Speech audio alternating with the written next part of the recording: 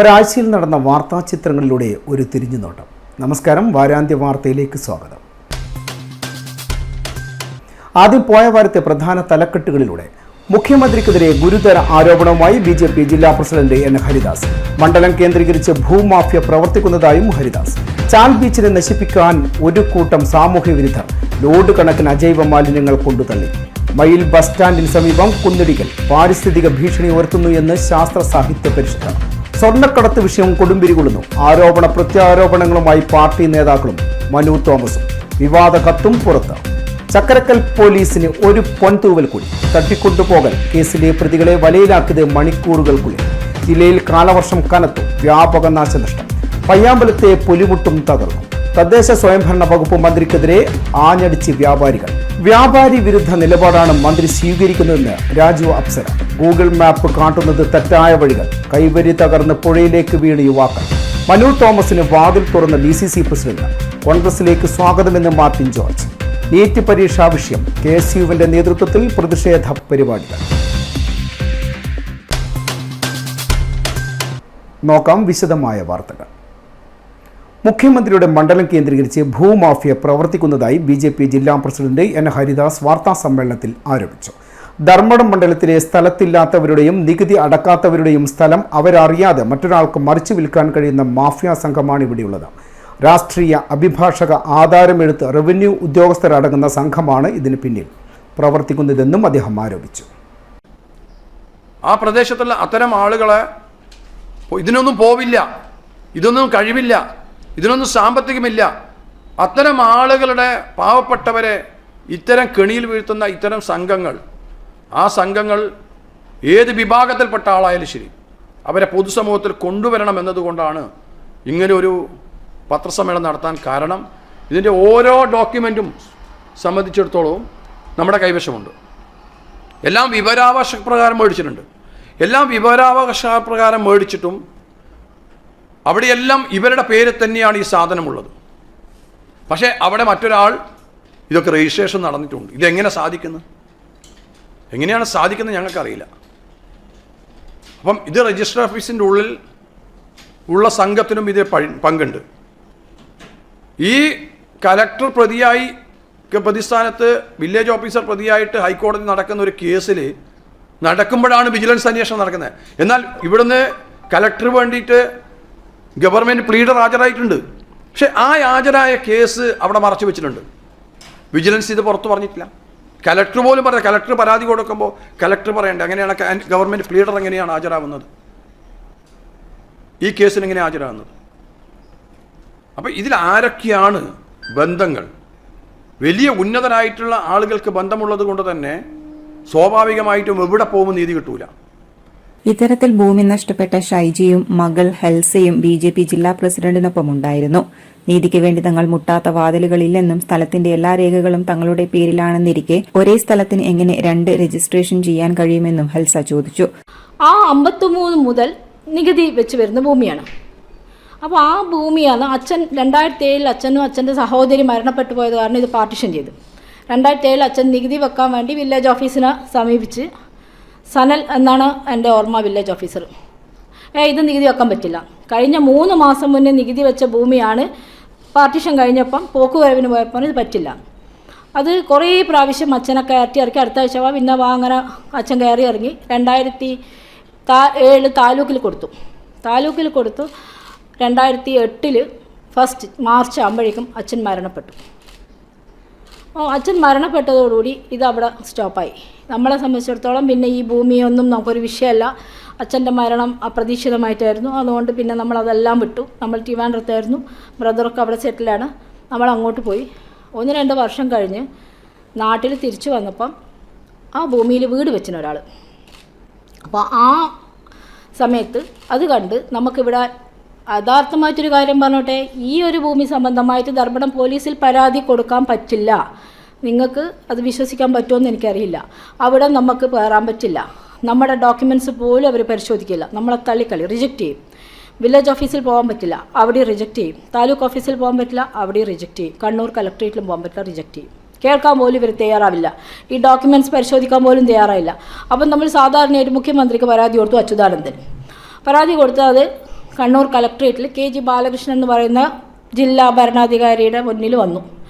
ഞങ്ങൾ ഫാമിലി ഞങ്ങളെ കയ്യിൽ ഞാൻ നിങ്ങളോട് പറഞ്ഞ ഈ ഡോക്യുമെൻസും കുടിക്കടവും എല്ലാ സാധനങ്ങളും എടുത്ത് ഞങ്ങളവിടെ പോയി ഞങ്ങളെ രേഖകളൊക്കെ മേശപ്പുറത്ത് വെച്ചു. അപ്പോൾ ഒരു ജൂനിയർ വക്കീൽ ഹാജരായി. ഒരു നേതാവിൻ്റെ പേര് പറയുന്നു, ലെറ്റർ എന്ന് പറഞ്ഞു കൊടുക്കുന്നു. ആ ലെറ്റർ വായിക്കുന്നു, മടക്കുന്നു. അടുത്ത നിമിഷം പറഞ്ഞ് നിങ്ങളുടെ ഭാഗക്കരാർ അസാധുവാക്കി. അപ്പോൾ അതിങ്ങനെ നമ്മൾ ഡോക്യുമെൻറ്റ്സ് പരിശോധിക്കണ്ടേ, നമുക്ക് പറയാനുള്ളത് കേൾക്കണ്ടേ എന്ന് ചോദിച്ചപ്പം അതെൻ്റെ ബ്രദർ അത് എഴുതിയിട്ട് നിന്ന് ചോദിച്ചപ്പം പറഞ്ഞ് അവനെ അറസ്റ്റ് ചെയ്യണം, ജയിലിലിടുന്നു പറഞ്ഞു. വാർത്താ സമ്മേളനത്തിൽ BJP ധർമ്മടം മണ്ഡലം പ്രസിഡന്റ് അഭിലാഷും പങ്കെടുത്തു. City news Kannur. ചാൽ ബീച്ചിൽ സാമൂഹ്യ വിരുദ്ധർ മാലിന്യം തള്ളി. ലോഡ് കണക്കിന് അജൈവ മാലിന്യങ്ങൾ അടങ്ങിയ പ്ലാസ്റ്റിക് വേസ്റ്റുകളാണ് ചാൽ ബീച്ചിൽ കൊണ്ടുതള്ളിയത്. സംസ്ഥാന സർക്കാരിന്റെ ഹരിത ടൂറിസം കേന്ദ്രമായി തെരഞ്ഞെടുക്കുന്നതിന് വേണ്ടി ബ്ലൂ ഫ്ലാഗ് സർട്ടിഫിക്കേഷന് വേണ്ടി ശ്രമിച്ചുകൊണ്ടേയിരിക്കുന്നതിനിടയിലാണ് ഇത്തരത്തിൽ ഒരു പ്രവൃത്തി നടത്തിയത്. പിന്നിൽ പ്രവർത്തിച്ചവർക്കെതിരെ നിയമാനുസൃത നടപടികൾ സ്വീകരിക്കണമെന്ന് നാട്ടുകാരും പരിസ്ഥിതി പ്രവർത്തകരും ആവശ്യപ്പെട്ടു.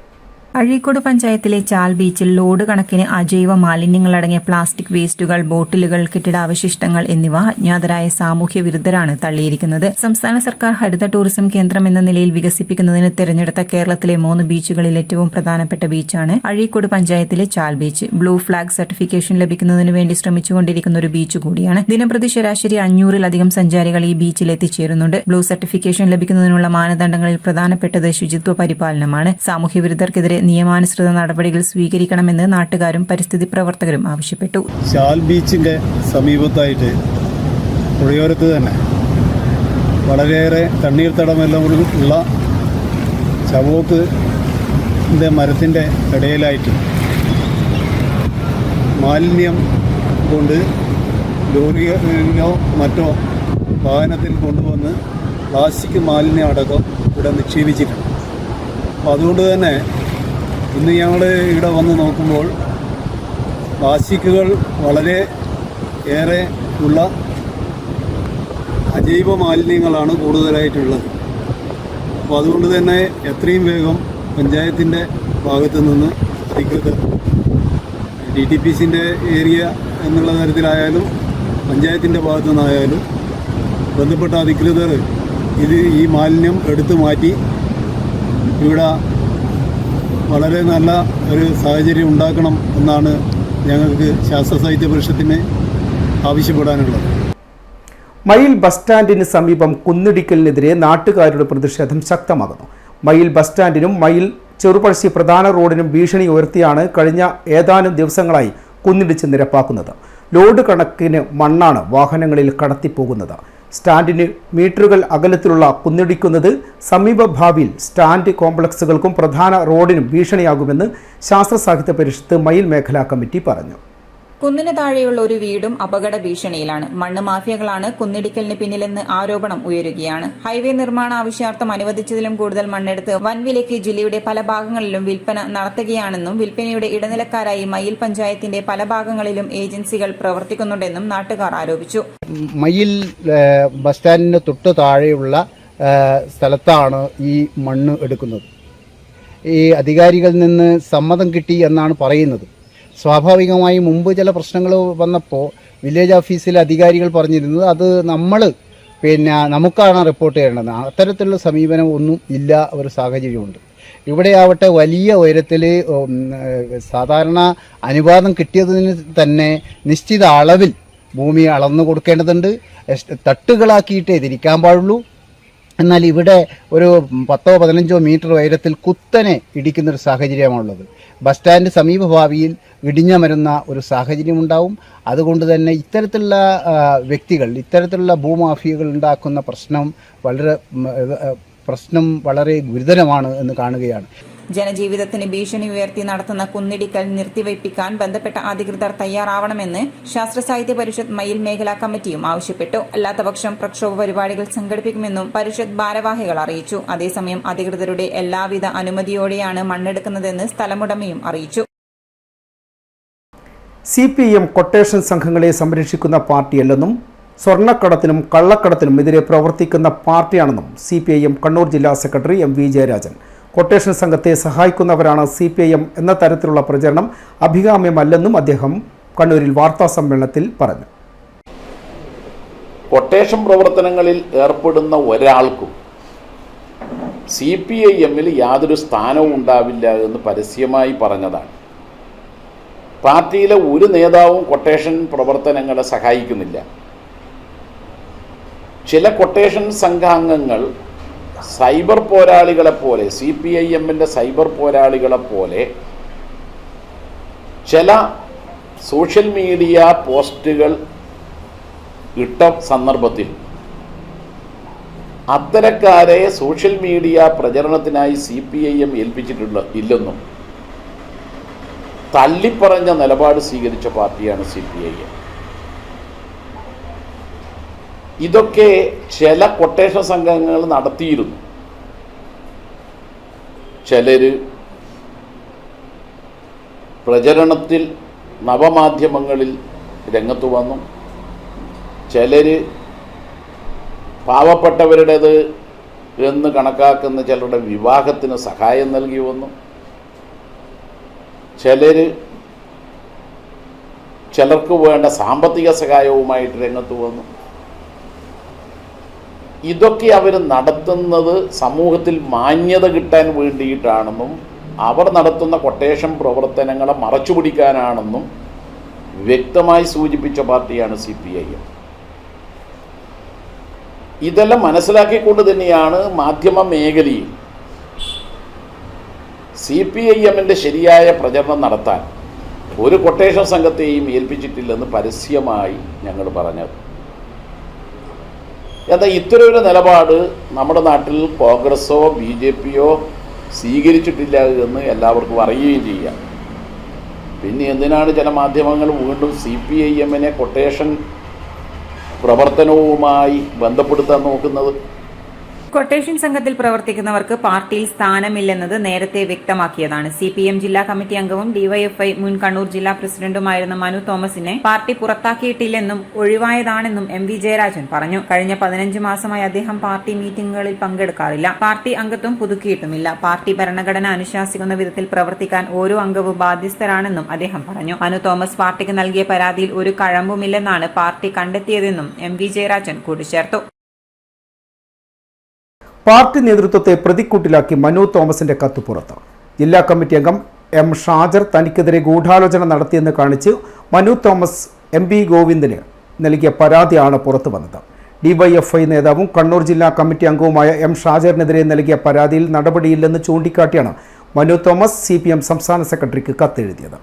സ്വർണ്ണക്കടത്ത് കൊട്ടേഷൻ പ്രവർത്തനങ്ങൾക്കുള്ള വ്യക്തികളുമായി ചേർന്നാണ് തനിക്കെതിരെ ഗൂഢാലോചന നടത്തിയതെന്നാണ് കത്തിൽ സൂചിപ്പിച്ചിരിക്കുന്നത്. ഷാജർ തനിക്കെതിരെ നടത്തിയ ഗൂഢാലോചന സംബന്ധിച്ച് 2002 ഏപ്രിലിൽ പാർട്ടിക്ക് നൽകിയ പരാതിയിൽ ഒരു നടപടിയും ഉണ്ടായില്ല. ഇത് സൂചിപ്പിച്ചാണ് സംസ്ഥാന സെക്രട്ടറി MV ഗോവിന്ദന് കത്തെഴുതിയിട്ടുള്ളത്. ആകാശ് തിലങ്കേരിയുടെ രഹസ്യ വാട്സ്ആപ്പ് ഗ്രൂപ്പിലാണ് ഇത് സംബന്ധിച്ച വോയിസ് ക്ലിപ്പ് വന്നത് എന്നും കത്തിൽ പറയുന്നുണ്ട്. എന്നാൽ പാർട്ടി അംഗത്വം പുതുക്കാത്ത സാഹചര്യത്തിൽ DYFI കണ്ണൂർ ജില്ലാ മുൻ പ്രസിഡന്റും ജില്ലാ കമ്മിറ്റി അംഗവും കൂടിയായ മനു തോമസിന്റെ അംഗത്വം ഒഴിവാക്കിയ CPM ജില്ലാ കമ്മിറ്റി പകരക്കാരനെയും എടുത്തിരുന്നു. തുടർന്ന് പ്രതികരണങ്ങളിൽ പാർട്ടിക്ക് നൽകിയ പരാതിയിൽ തനിക്ക് നീതി ലഭിച്ചില്ലെന്ന് മനു തോമസ് പ്രതികരിച്ചിരുന്നു. എന്നാൽ ഇക്കാര്യം CPM ജില്ലാ സെക്രട്ടറി MV ജയരാജൻ നിഷേധിച്ചിരുന്നു. പരാതിയിൽ കഴമ്പില്ലെന്ന് കണ്ട് തള്ളിയെന്നാണ് പാർട്ടി നിലപാട് അറിയിച്ചത്. City news Kannur.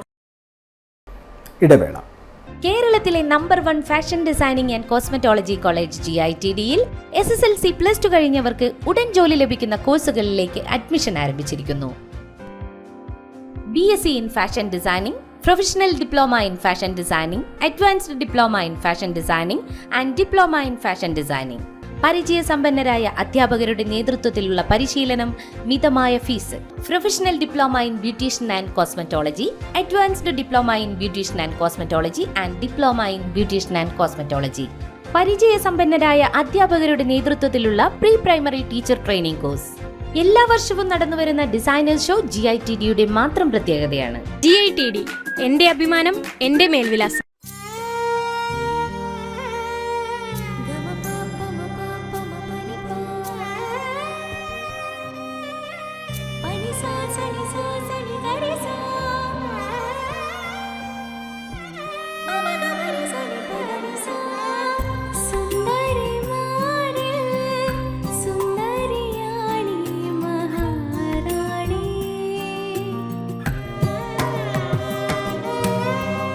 Thank you.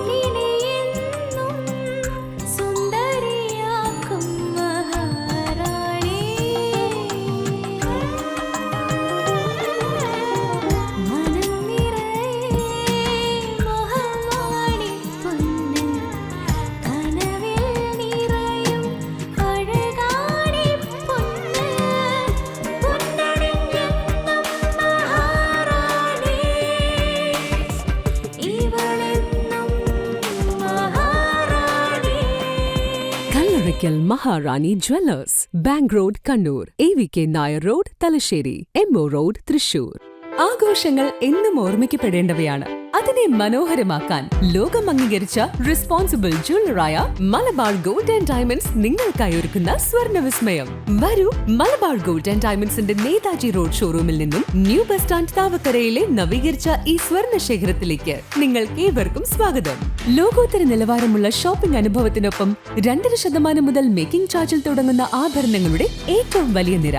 കൂടാതെ മനസ്സിനിണങ്ങിയ സ്വർണ്ണാഭരണങ്ങൾ ലളിതമായ തവണ വ്യവസ്ഥയിൽ സ്വന്തമാക്കാൻ ഗോൾഡൻ ബ്ലൂം, ഗോൾഡൻ ഗ്ലോ സ്കീമുകൾക്കൊപ്പം വിലയുടെ വെറും 3% മാത്രം നൽകി അഡ്വാൻസ് ബുക്ക് ചെയ്യാനുള്ള സൗകര്യമൊരുക്കി എല്ലാ ഞായറാഴ്ചകളിലും നിങ്ങൾക്കായി തുറന്നു പ്രവർത്തിക്കുന്നു മലബാർ ഗോൾഡ് ആൻഡ് ഡയമണ്ട്സ്.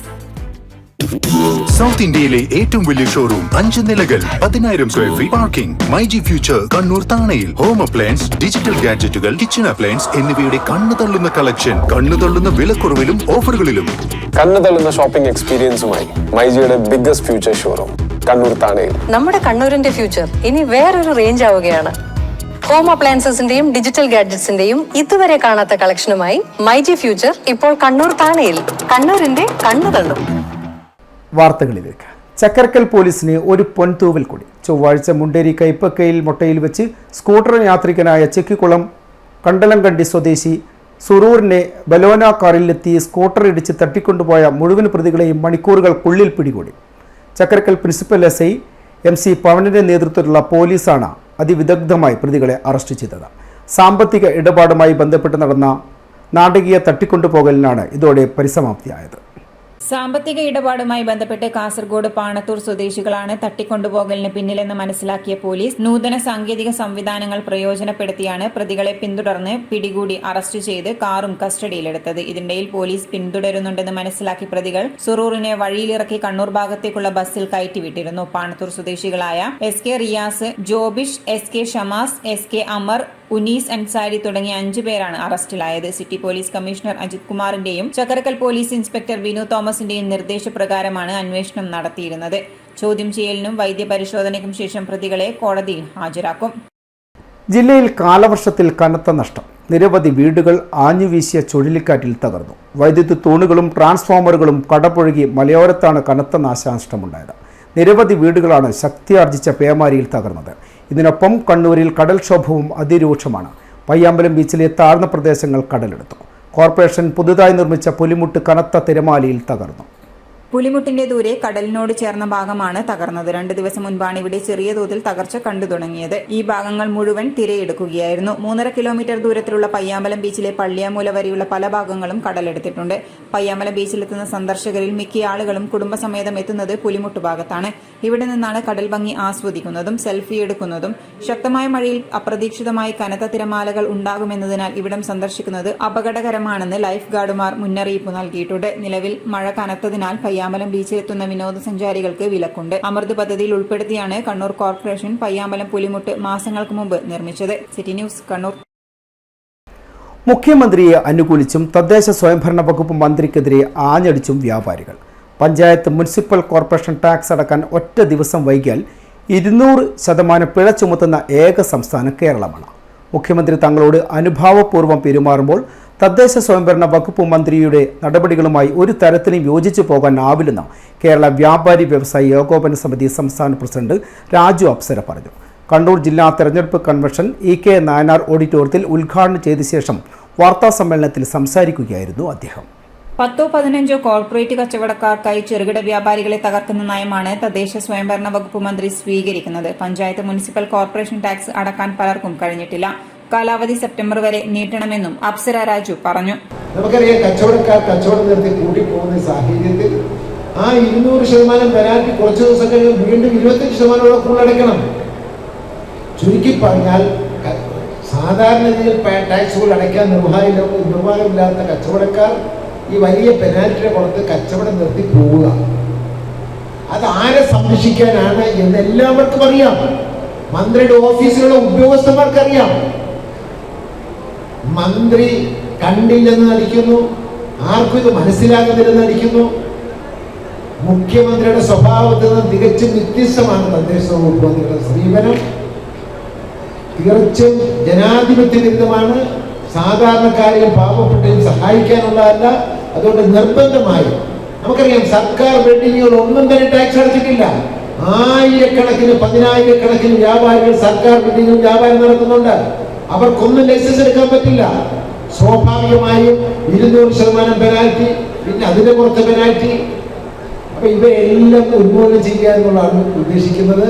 അതുകൊണ്ട് നിർബന്ധമായും അത്യാവശ്യമായും സെപ്റ്റംബർ വരെ നീട്ടിക്കൊണ്ട് വ്യാപാര വ്യവസായ ഏകോപന സമിതി അടക്കമുള്ള സംഘടനയുമായി കൂടിയാലോചന നടത്തി ഞങ്ങൾ പരിഹരിക്കപ്പെടേണ്ട പ്രശ്നങ്ങൾ പരിഹരിച്ചില്ല എങ്കിൽ ശക്തമായ സമരം നടപ്പാക്കുന്നില്ല. കാലാവധി നീട്ടിയില്ലെങ്കിൽ വ്യാപാരികൾ സമരരംഗത്ത് ഇറങ്ങും. കണ്ണൂരിലെ വ്യാപാരികൾ സൂപ്പർ സ്പെഷ്യാലിറ്റി ആശുപത്രി തുടങ്ങും. ഇതിനായി 100 കോടി ജില്ലാ കമ്മിറ്റി നൽകുമെന്നും രാജു അപ്സര പറഞ്ഞു. ജില്ലാ പ്രസിഡന്റായി ദേവസ്യ മേച്ചേരിയും ജനറൽ സെക്രട്ടറിയായി പുനത്തിൽ ബാഷിദിനെയും ട്രഷററായി MP തിലകനെയും വീണ്ടും സമ്മേളനം തെരഞ്ഞെടുത്തു. ഗൂഗിൾ മാപ്പ് വീണ്ടും ചതിച്ചു. യുവാക്കൾ കൈവരിയില്ലാത്ത പാലത്തിൽ നിന്നും പുഴയിലേക്ക് വീണു. ഇത്തവണ കാസർഗോഡാണ് ഗൂഗിൾ മാപ്പ് നോക്കി കാറിലെത്തിയ യുവാക്കൾ പള്ളഞ്ചിപ്പാണ്ടി റോഡിൽ പള്ളഞ്ചി ഫോറസ്റ്റിലുള്ള കൈവരിയില്ലാത്ത പുഴയിലേക്ക് മറിഞ്ഞത്. അമ്പലത്തറയിലെ അബ്ദുൽ റഷീദ്, 7-ാം മൈലിലെ തഷ്രീഫ് എന്നിവരാണ് അപകടത്തിൽപ്പെട്ടത്. ഇരുവരെയും ഫയർഫോഴ്സ് എത്തി രക്ഷിച്ചു. കാസർഗോഡ് ജില്ലയിലെ പള്ളഞ്ചിപ്പാണ്ടി റോഡിൽ പള്ളഞ്ചി ഫോറസ്റ്റിലുള്ള കൈവരിയില്ലാത്ത പാലത്തിൽ നിന്നും കാർ പുഴയിലേക്ക് മറിയുകയായിരുന്നു. മഴവെള്ളപ്പാച്ചിലിൽ കാർ ഒഴുകിപ്പോയി. കുറ്റിച്ചെടിയിൽ പിടിച്ചു നിന്ന അമ്പലത്തറ സ്വദേശികളായ 2 പേരെ അഗ്നിശമന സേനയും നാട്ടുകാരും ചേർന്നാണ് രക്ഷപ്പെടുത്തിയത്. പാണ്ടിവനത്തിൽ രാവിലെ 5 മണിയോടെയായിരുന്നു സംഭവം. അമ്പലത്തറ മുനമ്പം ഹൌസിൽ M അബ്ദുൾ റഷീദ്, ബന്ധുവായ 7-ാം മൈൽ അഞ്ചുലത്ത് ഹൌസിൽ A തഷ്രീഫ് എന്നിവരാണ് അപകടത്തിൽപ്പെട്ടത്. പുഴയിലേക്ക് മറിഞ്ഞ കാറിൽ നിന്നും പുറത്തിറങ്ങിയ ഇരുവരും ഒഴുക്കിൽപ്പെട്ടതായിരുന്നു. വെള്ളത്തിൽ മരത്തിൽ പിടിച്ചു നിൽക്കുകയായിരുന്ന ഇവരെ ഫയർഫോഴ്സ് സംഘം എത്തി കരക്കെത്തിക്കുകയായിരുന്നു. കർണാടക ഉപ്പിനങ്ങടിയിലെ ആശുപത്രിയിലേക്ക് പോവുകയായിരുന്നു ഇരുവരും. ഗൂഗിൾ മാപ്പ് നോക്കിയാണ് ഇവർ യാത്ര ചെയ്തത്. പുലർച്ചെ ഇരുട്ടായതിനാൽ ഇവിടെ പാലവും ചാലും ഉള്ളതായി ഇവർ തിരിച്ചറിഞ്ഞില്ല. റോഡിലൂടെ വെള്ളം ഒഴുകുന്നതായി തെറ്റിദ്ധരിച്ച ഇവർ ചാലിലേക്ക് വീഴുകയായിരുന്നു. കാർ 150 മീറ്ററോളം ചാലിലൂടെ ഒഴുകിപ്പോയി. പിന്നീട് ഒരു പുഴവഞ്ചിയിൽ തട്ടി നിന്നപ്പോൾ ഇരുവരും കാറിന്റെ ചില്ലുകൾ താഴ്ത്തി പുറത്തു കടക്കുകയായിരുന്നു. ചാലിന്റെ നടുവിലുള്ള കുറ്റിച്ചെടിയിൽ പിടിച്ച് നിൽക്കുകയും ചെയ്തു. തുടർന്ന് ബന്ധുക്കളെ ഫോണിൽ വിളിച്ച് വിവരം അറിയിക്കുകയും ലൊക്കേഷൻ അയച്ചു കൊടുക്കുകയുമായിരുന്നു. ബന്ധുക്കൾ ഉടനെ അഗ്നിരക്ഷാസേനയെ വിവരം അറിയിക്കുകയും 1 മണിക്കൂർ നീണ്ട പരിശ്രമത്തിനൊടുവിൽ ഇരുവരെയും രക്ഷപ്പെടുത്തുകയുമായിരുന്നു.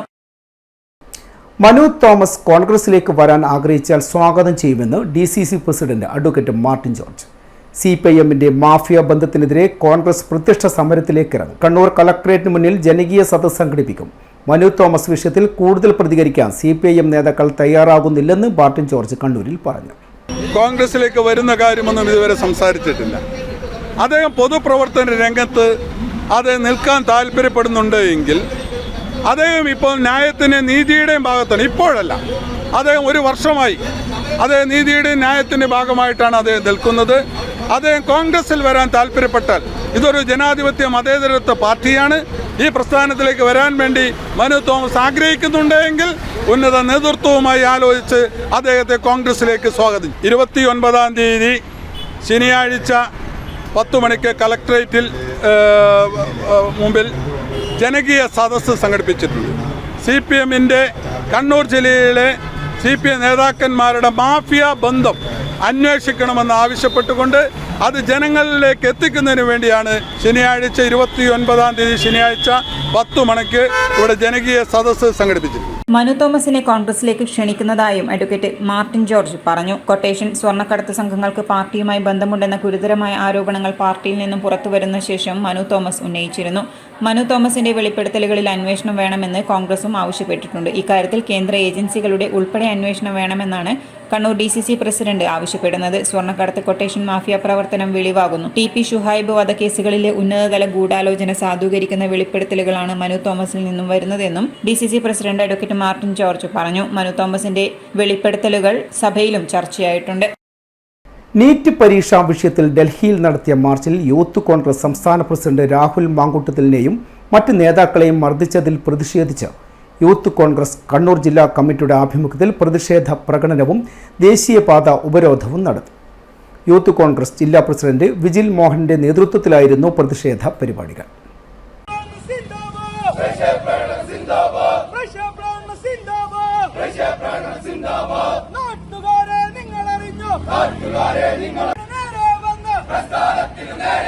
കയ്യും കെട്ടി നോക്കി നിൽക്കാൻ യൂത്ത് കോൺഗ്രസ് ജില്ലാ പ്രസിഡന്റ് വിജിൽ മോഹനൻ, സംസ്ഥാന ജനറൽ സെക്രട്ടറി വി രാഹുൽ, ജില്ലാ ഭാരവാഹികളായ മിഥുൻ മാറോളി, സുബീഷ് തയ്യിൽ, പ്രനിൽ മധുക്കോത്ത്, നിതിൻ കോമത്ത്, നിയോജക മണ്ഡലം പ്രസിഡന്റുമാരായ വരുൺ MK, അമൽ കുറ്റ്യാട്ടൂർ, PP രാഹുൽ, ജിതിൻ കൊളപ്പ, KSU ജില്ലാ വൈസ് പ്രസിഡന്റ് രാകേഷ് ബാലൻ തുടങ്ങിയവർ മാർച്ചിന് നേതൃത്വം നൽകി. ഇതോടെ വാരാന്ത്യം പൂർണ്ണമാകുന്നു. നമസ്കാരം.